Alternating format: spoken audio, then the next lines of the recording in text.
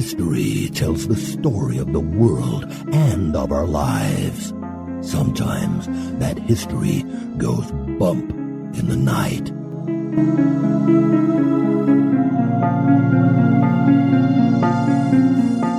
Broadcasting from the center of oddity and the supernatural in Central Florida, it's the History Goes Bump podcast.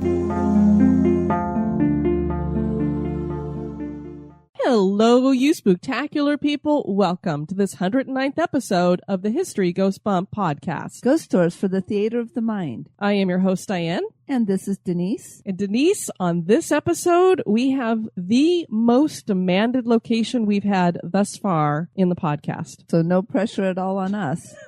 Man, we better get this right. We actually had done this location, the Winchester Mystery House, before. What had happened is I'd found this place called Mystery Manor that was a haunted house attraction that actually had been a real location that had actual hauntings that were going on in it. But they'd made up a fabricated story to go with it. And in doing the fabricated story that went with it and then trying to figure out everything, it only was like about maybe 10 to 15 minutes of the show. So I was like, I've got to have something else to do here. And I'd been looking at the Winchester Mystery House and I went, well, it has mystery in the name. And I just did Mystery Manor, so I could make this the mysterious episode. It sounded like a really great idea at the time, and that's episode 8. But we only gave the Winchester Mansion about 15 minutes in that show. We kind of went through it really fast. And so we keep getting requests for it because people don't realize it's there if they haven't worked their way all the way through the archives, because it doesn't actually show up when you just look down at the titles. You don't see it in the title anywhere. And I thought, looking at this place and all of the wonderful comments that we've gotten about it, we're going to share a lot from our listeners because a lot of our listeners, this is probably the most visited place by all of our listeners as well, had wonderful things to say about it. And I said, you know what? We need to give this its own show and we have to do a thorough job with it. So that's what we're going to be doing for you on this episode. We hope you guys really enjoy it. We're looking forward to sharing it with you. This is one of the most unique locations probably on the planet next to, I would say, Coral Castle. Now that's talking about America. So there's going to be people in other parts of the world that would think differently. But at least here in America, I would say those are the two top unique places built in America. I would agree. Before we get into that, we want to point you at our website, historygoesbump.com. Denise, if people want to send us feedback, where can they do that? They can do that at historygoesbump@gmail.com. We want to welcome into the spooktacular crew, Anna. Hey, Anna. Dee Dee and Josh. Hey, Dee Dee and Josh. And Lisa. Hi, Lisa. We also had April join us in the spooktacular crew, and she had let us know, hi everyone, I just wanted to thank you for welcoming me so warmly into the spooktacular crew. And I do want to thank our crew for you guys being so welcoming. You guys are awesome. Yes, you are. She also said she wanted to thank you and I for this series of wonderful podcasts. I love listening to both of you while I'm driving to my sister's school in the morning. I'm also so very happy to hear about the Philippines during the Andersonville prison episode. It's very rare for me to hear about my home country in a podcast, so it really made my day. And then she made a suggestion for a future topic, which I said we will definitely look at because we haven't done a location in the Philippines. Not by itself. We've just mentioned it. So that's very cool. So thank you so much, April, for letting us know about that. Anna had also joined us in there, and she's really into cemeteries. And she had posted a picture of a pet cemetery that's in Boulder City, Nevada. And it was at night, so it was cool and creepy all at the same time. And she said the group that she had out there with her, they heard dogs barking in the distance. Only problem, there's no houses out there. They were in the middle of nowhere, apparently. Michelle DePriest had been listening to the Franklin Battlefield episode, and she said, did you guys hear about the Locks twins that were poisoned by that water? So when you had asked about, I wonder how this affected the people who lived here, that's one of the things it did. It poisoned a couple of twins. Oh, geez. And then we want to give a shout out to Proof Paranormal. Hey, Proof Paranormal. They've been listening to the show on road trips, and they actually shared it on their page over on Facebook, and so we greatly appreciate that. And they've been sharing our stuff on Twitter, too, I noticed. And that is an acronym for Paranormal Research of Otherworldly Forms. Kind of cool, huh? Very cool name. And then it's called Proof. I like that a lot. Yeah. Somebody's creative in their group. All right, everyone. Are you ready to go to the Winchester Mystery House? Yes, I am. All right, let's go.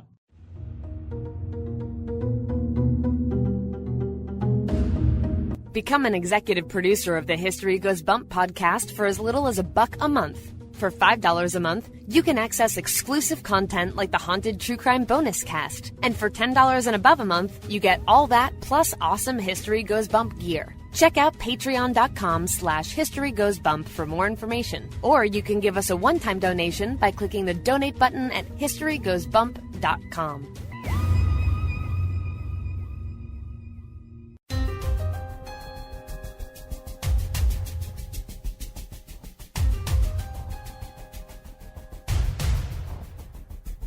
History is full of oddities, curiosities, mysteries, and the truly bizarre. Welcome to This Moment in Oddity.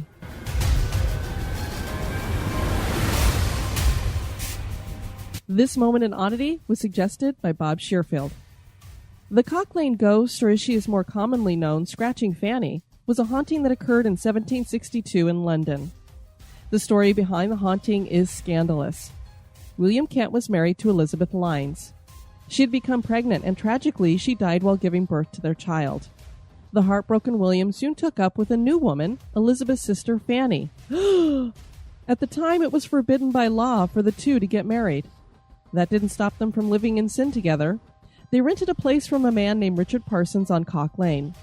Parsons soon borrowed a huge sum of money from William. There was no way he could ever pay it back. William had to go away on business, and while he was gone, Fanny became frightened by strange scratching noises on the walls. She thought for sure that her sister was haunting her. When William returned, they moved out. Tragedy struck again for William when Fanny died from smallpox shortly thereafter. William began to press Parsons to pay back his debt. Parsons began telling everyone that William had poisoned Fanny with arsenic. He said he knew this to be the case because Fanny herself had told him, as a ghost. He claimed that she was haunting the Cock Lane property. He said she was scratching on the walls and that her full-bodied apparition would appear. People started gathering outside on Cock Lane every day for a glimpse at the hauntings. The roads were impassable because of all the people. An investigation was begun to see if William was indeed a murderer and if the hauntings really were taking place. Was Scratching Fanny the real deal? After all was said and done, it was proved that Scratching Fanny was a fraud. It was Parsons' teenage daughter Elizabeth who'd been scratching at the walls. Her father had made her do it. The fact that a man would force his daughter to pretend to be a ghost, and that he would spread such an amazing and fraudulent story that was meant to accuse a man of murder, all to get out of paying back a debt, certainly is odd.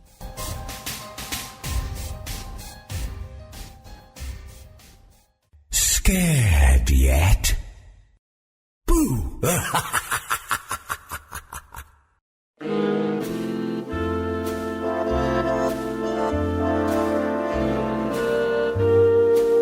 This day in history.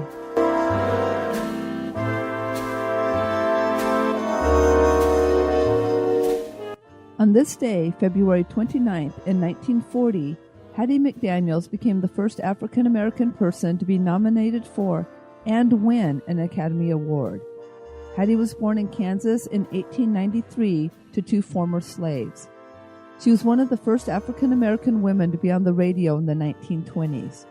Her breakout role was in the 1934's Judge Priest. In 1940, she won the role of Mammy in Gone with the Wind. This was the role for which she won the Best Actress in a Supporting Role Oscar. She said she hoped to be a credit to her race in her acceptance speech. Some were critical of her performance, claiming that it enforced stereotypes. Her career took a downturn after this, and she went back to radio in 1947, starring in The Beulah Show. She died on October 26, 1952, in Los Angeles, California, from breast cancer.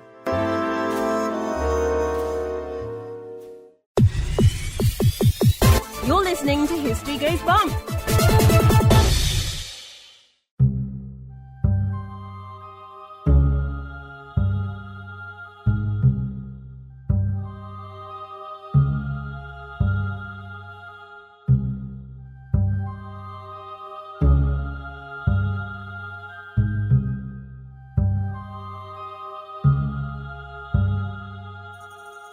Was Sarah Winchester the tormented heiress that was driven by spirits to build this house?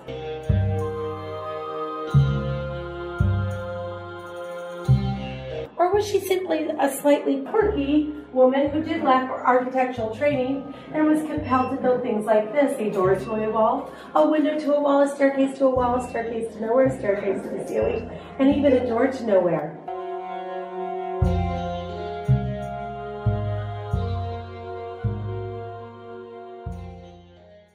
This is how the tours start at the Winchester Mansion, and that is the million-dollar question. And we do want to let you know that the research assistants on this was April Rogers-Crick and Ronda Williams. The Winchester Mystery House, or Winchester Mansion, is one of the most unique and bizarre homes ever built. The mystery part of the name refers to the interior infrastructure. It truly is a mystery why certain elements were constructed.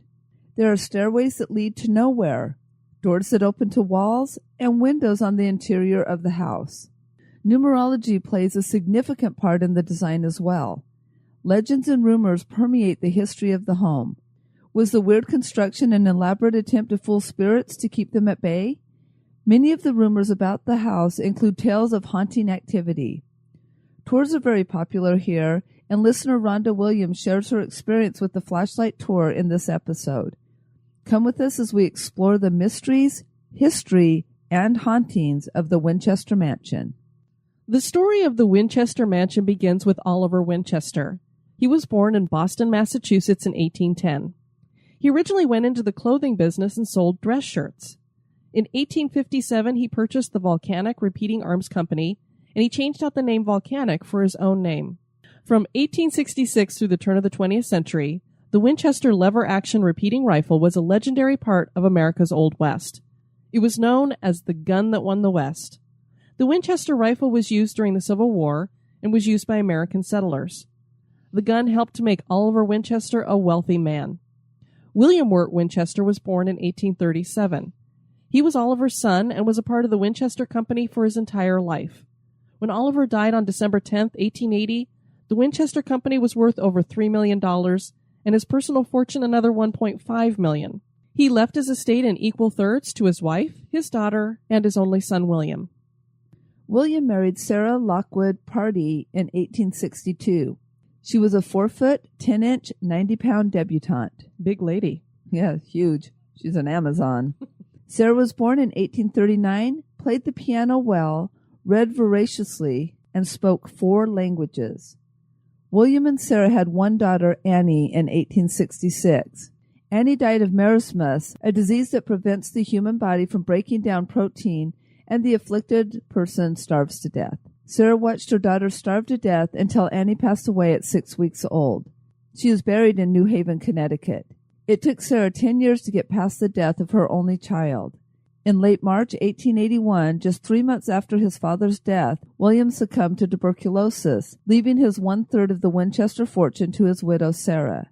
She would make about $1,000 a day from the Winchester Company. You imagine back in that day, I mean, that's a lot of money nowadays. Back then, wow, this woman is really, really wealthy. Very much so. She's also very, very heartbroken. She's lost her husband, her only child, and she watched her die in a horrible way. Her father-in-law has died, and her mother also have all died in this time period. So she's pretty much lost all these people around her. Oh, I can't even imagine. That's a lot of grief for one person to bear in a very, very short time. After William's death, Sarah was encouraged by a friend to visit a medium so that she could speak to William again. Spiritualism was all the rage at the time, with seances taking place in the homes of many a Victorian parlor.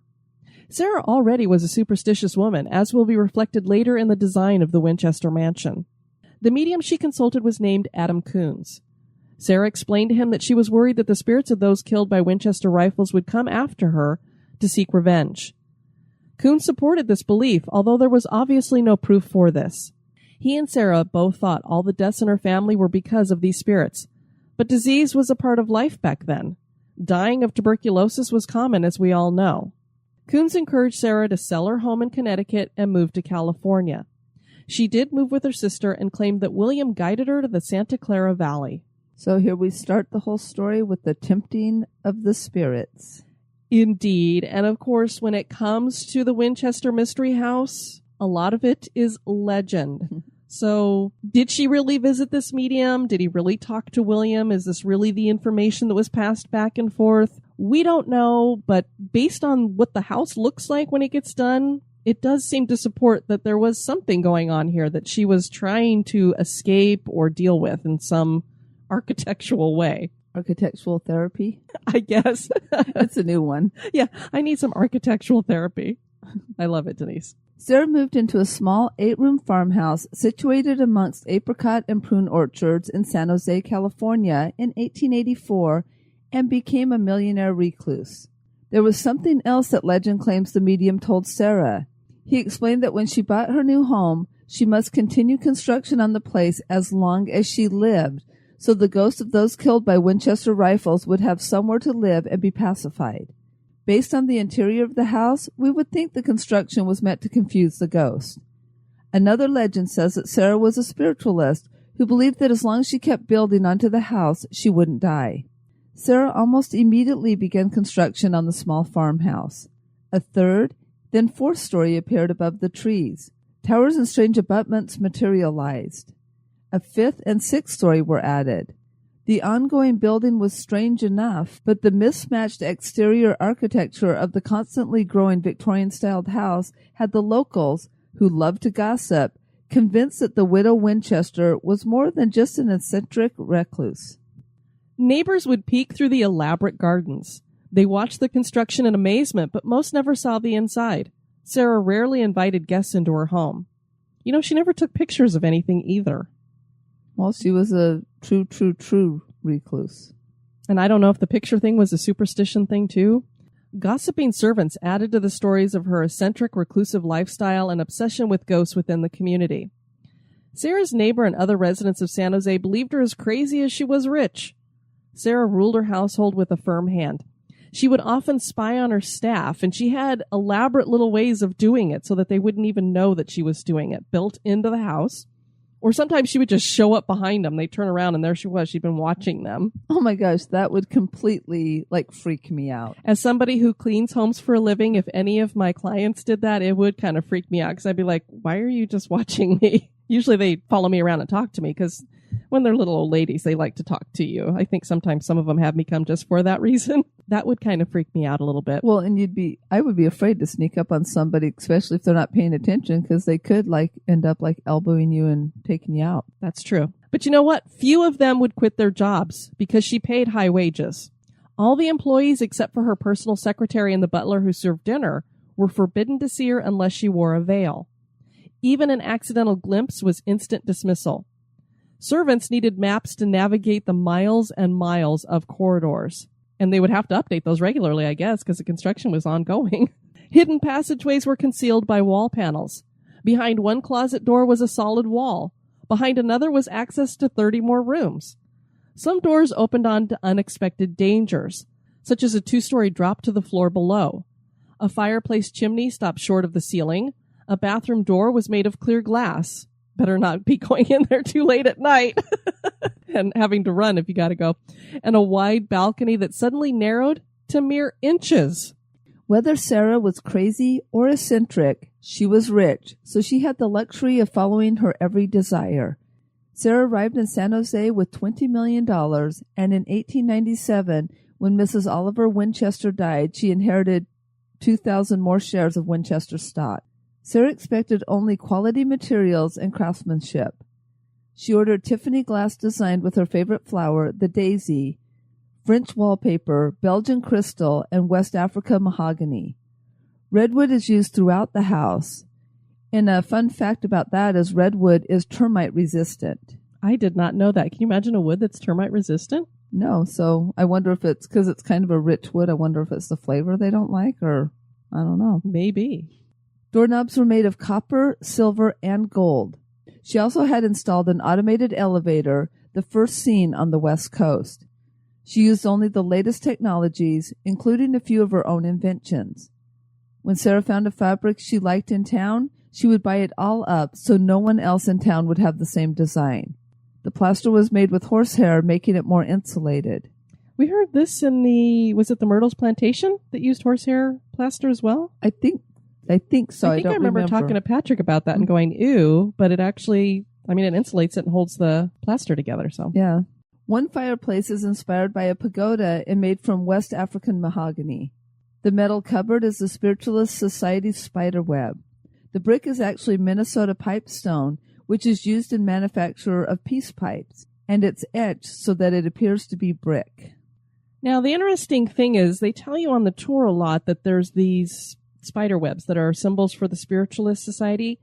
I'm thinking that is what Sarah has chosen as the symbol for her group. I don't know that it was a specific symbol for that group. If a listener knows differently, please let us know. But I couldn't seem to find anything about that. I do know that spiders are considered spiritual guides in spider lore for druids. So I don't know if that's kind of somewhere where that would come through.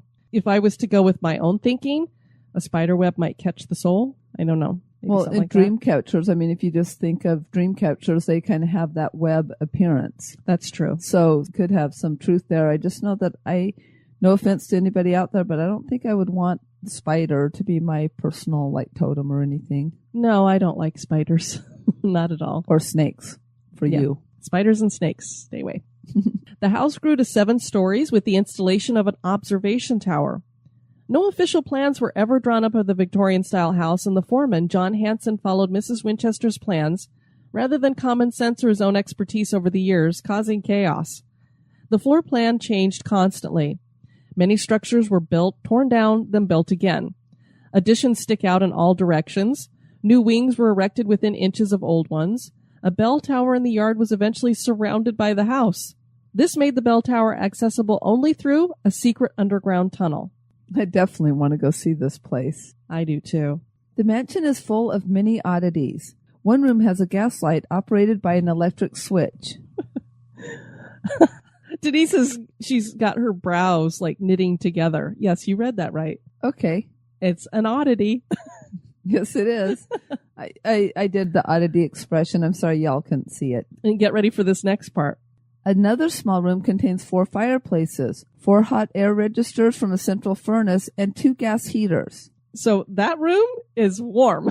Can you imagine? It's a little room and it's got all those different ways of heating it up.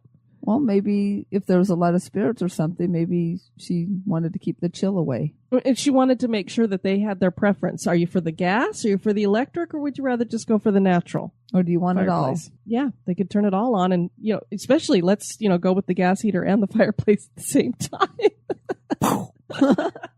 There are stairways that lead into solid blank walls and ceilings. And just a fun note here, I don't know if any of you all, I'd mentioned it before, but if any of you all had been to the Haunted Mansion at Walt Disney World, but there is a room when they reimagined the mansion that has just stairs going to everywhere, and that room was actually inspired by the Winchester Mansion.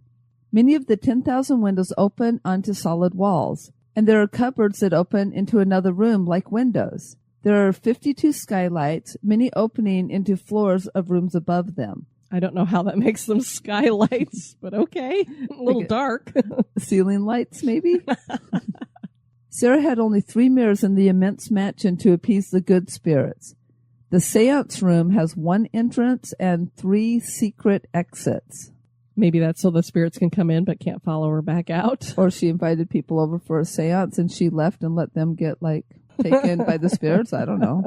It's a horror movie in Denise's head. The grand ballroom was built almost entirely without the use of nails and contains 2 leaded stained glass windows with mysterious quotes from the works of Shakespeare.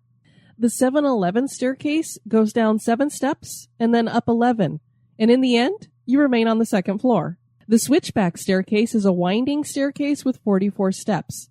In any other house, climbing that amount of stairs would put one 3 stories higher. In the Winchester Mansion, those stairs are only 2 inches high and only rise 9 feet. The reason for this could be very practical. Sarah did have arthritis, so it would make it easier to climb shorter stairs. Another fun fact, the house had to be brought up to code in 1949 and fire sprinklers had to be installed without the benefit of blueprints. Imagine putting fire sprinklers in the house. There are 7.5 miles of piping in that system. Holy cow.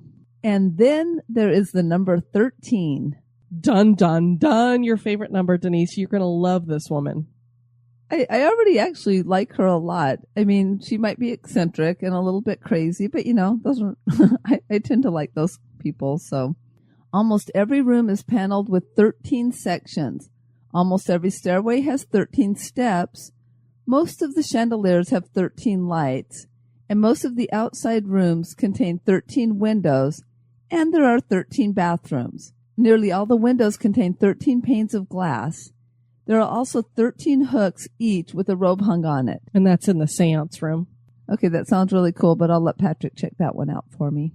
The front drive is lined with 13 palm trees. She even added 13 drainage holes to a hand-painted Italian antique sink. So apparently she really liked that number, Denise. Tragedy struck on April 18th, 1906. An earthquake that more than likely would have measured between 8.1 to 8.4 on the Richter scale struck California. Its effects were felt from Los Angeles to northern Oregon. The Winchester Mansion held up fairly well considering the chaos in which it was built, but the observation tower toppled and the house was lowered to 4 stories. The front area of the house was badly damaged, and Sarah had the entire front portion of the house sealed off because she thought the spirits were angry with her since they did not protect the house nor her from the quake. She herself was trapped for several hours in her daisy room after the earthquake. The front entrance was never used again. Well, at least she got trapped in her favorite room. That's true. So maybe the spirits were looking out for her, just saying. Sarah died on September 5th, 1922, and the construction immediately stopped. The construction had gone on round the clock for 38 years. In the end, she had spent $5.5 million on construction. There are 160 rooms, and the house covers 2,400 square feet. There are 10,000 windows, which are more windows than the Empire State Building contains. There are 2,000 doors, 52 skylights, 47 fireplaces, 40 bedrooms, 40 staircases, 17 chimneys, 13 bathrooms, 6 kitchens, and 3 elevators. The hammering ceased and left half-driven nails sticking out from unfinished lumber. The house was quickly sold, and Sarah's furnishings were sent off to auction, meaning that the furniture in the mansion currently is not the original. The mansion is now a historical landmark. Open for tours now, psychics, tourists, and tour guides all report strange occurrences in the mansion. And another fun fact is Harry Houdini visited the Winchester Mansion in 1924.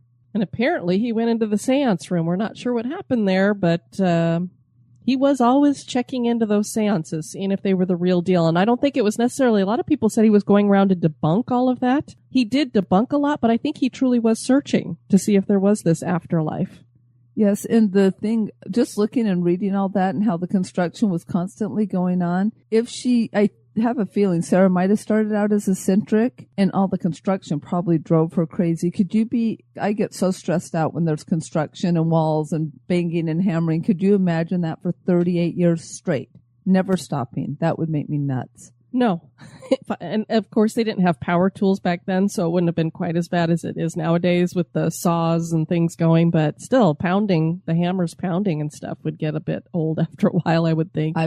But the house is so huge that maybe it was happening over on the other end and she was on this opposite end, so she might not have heard too much of it. Oh, that's true as well. Sarah did not leave the home after her death. She reportedly haunts the house. Brent Miller was caretaker of the home from 1973 to 1981, and he heard breathing and footsteps in the room where Sarah Winchester died. This is not necessarily the room she always slept in, because Sarah slept in a different bedroom every night, hoping to avoid contact with the ghosts. She also had a ritual that she followed to keep spirits from following her into the seance room. At exactly midnight, the bell in the tower would toll. This would signal Sarah to scurry along the twisting corridors and secret passageways, up and down elevators and odd-sized staircases, in and out of windows. Her roundabout route discourages anyone from following her. With a final glance over her shoulder, she would enter the seance room through a one-way door. This room was deep in the heart of the mansion and was off-limits to all but her, at least all the living. This is where it is said she would receive her building instructions from the spirits. After the meeting, she often hosted a dinner party with 13 settings. Her chefs fixed gourmet meals which were served on gold plates. It's not known if her guests were living or dead. It'd be interesting to find out if there was any food left on 12 of the plates. Quite true. She didn't have a lot of people come into the home, so I don't know what she was throwing all these dinner parties. Doesn't seem like a lot of them would be for actual living people. Unless my tale that I wove is true and she was inviting real people in, feeding them, and then killing them off. Now you sound like a whole season of American Horror Story. Keep your clothes on. Yes, American Horror Story has kind of gotten to the point where I can't even watch it anymore because I'm like, are we trying to scare people or is this soft porn? And I've only seen one episode and it was definitely soft porn. Mm-hmm. Most haunting activity is centered on the 3rd floor. A tour guide said that she had once been taking a group of young boys around the house, and when they got to the 3rd floor, one boy claimed about being extremely cold. He started to shiver. The other boys felt his skin, and he was ice cold. None of the rest of them felt cold. When the group left the 3rd floor, the boy warmed right up. A friend of Miller's caught a picture of an apparition in coveralls when he came to visit. Could this be the carpenter ghost that has been seen laying the floor? Another caretaker turned off all the lights and locked up one night, and when he got to his car, he glanced at the house and saw that every light on the 3rd floor was lit. Unused kitchens sometimes give off the scent of a warm meal, particularly chicken soup. A manager at the mansion named Janet started working here when she was a teenager. One day she was mopping when she heard bustling coming from one of the kitchens. She walked into the kitchen and found it empty. She went back to mopping and again heard pots and pans banging around. She checked the kitchen and found it empty again. It happened a 3rd time and then stopped. Janet also had another freaky experience. She was watering plants and heard a loud rapping several times. She checked each of the 3 times that it happened to see if anyone else was in the house with her, but she was alone. The final time she heard the rapping, she figured out it was coming from the roof area. She went up to investigate, and something closed and locked the door behind her. That door has only 2 keys. Janet had one of the keys with her, thankfully, so she could unlock the door. The other key was with the other manager. She called him to verify that he had the key. He did. So who locked the door? Sort of like what happened to us in St. Augustine. That's totally what I was thinking when I heard that. I'm like, oh, we've been locked in by ghosts too. Well, Diane is. They liked me. That's true. I was the one who got locked in. But it could have been to keep you locked out. But they didn't want me in their lighthouse. No, they just know I don't tempt spirits, so they locked the one in that does. That's true. Paranormal investigators report feeling icy spots, hearing organ music, seeing orbs and locked doorknobs turn, and moving light. Some windows slam shut hard enough that they shatter. A tour guide named Elizabeth was walking to the Oriental rooms that contain items from the Orient that were common in Victorian homes. She claims that something compelled her to turn around, and she looked at the fireplace that had been behind her. She noticed an elbow on the mantel and realized that it was attached to a full-body apparition of a 20-something young woman, wearing period clothing from the 1920s. She was around 5'4" with dark hair. Elizabeth looked away and then looked again, and the ghost was still standing there. She was sure of what she saw. When she looked away and then looked back one more time, the female figure had disappeared. The staff believes that the ghost belongs to Marion Marriott, who was Sarah's niece and personal secretary. According to ghost lore, the mansion's odd features make sense. Spirits like to use fireplaces to enter and exit a place, and it is said they dislike mirrors. The mansion contains 47 fireplaces, but only 3 mirrors. Ghosts do not cast shadows, so Sarah arranged light fixtures so that the ghosts would not feel conspicuous and humiliated because they did not cast shadows. Legend claims that the mansion also reflects Sarah's attempts to control which ghosts visited. By catering to their wishes and providing extravagant luxuries, she welcomed good spirits. The confusing floor plans and oddities such as hand-carved wooden posts and railing installed upside down were meant to discourage the spirits of outlaws killed by Winchester rifles. Superstition also caused Sarah to board up a cellar room where she kept a wonderful wine cellar. One evening she went to get a bottle to enjoy and noticed a black handprint on the wall. She assumed that an evil ghost had made the print. Common sense tells us that it was more than likely one of the dozens of workmen that came through the house. Nevertheless, she walled up the room, and no one has ever been able to locate the wine cellar to this day. I bet the wine that's in there would be worth a lot of money now. Oh, I bet you not only just linked to the Winchester Mansion, but it is aged very, very nicely, I would think. Exactly, as long as, it didn't get contaminated. Some people claim that the story about Sarah fearing spirits was baloney. In the 1950s, a series of interviews of Sarah's nephew, William Winchester Merriman, were conducted by an author, and the book claims she had not been obsessed with gun-fearing ghosts and spirits. According to the author, William said his aunt had simply decided to take up the hobby of architecture to get her mind off of her past traumas.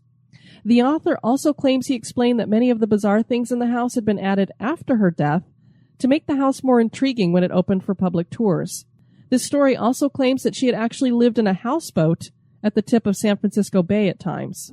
This has since been debunked as the author taking creative license to sell more books and articles. So this is kind of where some of the debate comes in, is that you hear these legends, and then there's a lot of people say, well, they're actually just made up and not true. So a lot of it does go back to this interview that was conducted and other people saying things. But all I know is there was a lot of servants in that house, and they were making these claims. And they had no reason to do that because they were getting paid very well. So if they really, really hated their job and having somebody watch them, they could have gone elsewhere. So the money was pretty good. So I don't know. I would believe some of what is said to be legend about the way she built things, and that a lot of this wasn't added afterward because you had the servants and the workmen there who made these claims. One of our listeners, Ronda Williams, went on the flashlight tour at the mansion a couple of weeks ago, and she shared her experiences and pictures with us. Ronda said, quote, "Before the tour, we had some time and we were strolling around the garden. My boyfriend saw a light hovering on a wall and he couldn't find any source for it. I didn't see that, unfortunately, but he did. The picture shows him looking at the wall in question. If I knew he was seeing an orb, I would have pointed the camera elsewhere." So we have a really cool picture that she took, though, there in the back garden area, so you can kind of see what that looks like, and it's dark with all these lights around it. So, and you could tell he's looking at something. It actually is really cool because it looks like almost like a painting, like an old-fashioned picture in black and white. It doesn't look like a picture taken a couple weeks ago. You're right, it does, just because it's in the dark and the way the lighting is. Yeah, that's really neat. And we do have all these photos up in the show notes. During the tour, Ronda said a bunch of people, including her boyfriend, heard faint music. It wasn't electronic sounding like it came from a phone. She said neither she nor the tour guide had heard it, but the tour guide said that it's kind of common. And I actually listened to the tour, and indeed, you could hear a few people saying, "Did you just hear that?" "Yeah, I just heard some music." And the tour guide said, "Well, occasionally we hear people say that." There's this legend of the wheelbarrow man or the wheelbarrow ghost. And Rhonda took a picture of this wheelbarrow man, and we have that photo up there. And what she said about it is, "This photo I took of another photo. The man who's highlighted was one of the groundskeeper and is a spirit called the wheelbarrow ghost. He's been seen by different people over the years pushing his wheelbarrow around the grounds. When I took the photo, it was completely lit up, but the actual image on my phone mainly highlights the wheelbarrow guy." And it's so funny because when I initially looked at this picture, before I saw what she had written, I was like, oh, that's kind of cool. It looks like when you're watching a TV show and they want you to see what one of the people in the picture is that they're talking about, they'll highlight that person. And that's what this looks like. So I would have thought that they had like a spotlight right on him, like a little bitty light, or that somebody had put their flashlight right on that. That's exactly what I thought when I first saw the photo as well. And she says that whole picture had light on it. So that is really weird. Now, the story behind this guy, and he looks exactly in that picture, looks like the legend that I've looked up, where they say what happened is several tour guides were cleaning out the basement area, and they saw a mustached man in white coveralls pushing a wheelbarrow. And in that picture, it's a guy wearing what looks like white coveralls. And then one time they were doing a behind-the-scenes tour of the home, and a visitor pointed to the photograph that's hanging in the gardener's tool shed and said, "I saw that man in the basement. He had a wheelbarrow." And it was neat because she just shared her thoughts on it, that she said, "Kind of cool, I thought. A weird trick of lighting that didn't really make sense when I took it." And then you'll see in the show notes, we've also included some of the other photos she took of the interior shots of the Winchester Mansion. And then, as Diane had mentioned earlier, we had a lot of our listeners that have visited the home, and so we wanted to include a lot of their comments as well. So the first one is from Beth Edwards-Lang. Very interesting story. Kind of feel sorry for the lady who's always thinking something was after her. We did a flashlight tour on Friday the 13th. The house is amazing. Michelle Dupree said, "It was an amazing home. Unfortunately, our guide really rushed us. I never had any experiences there. I think I might have at the Whaley House, which we do have on our list for future. But if you look on YouTube, they have a video of the chandelier moving on its own."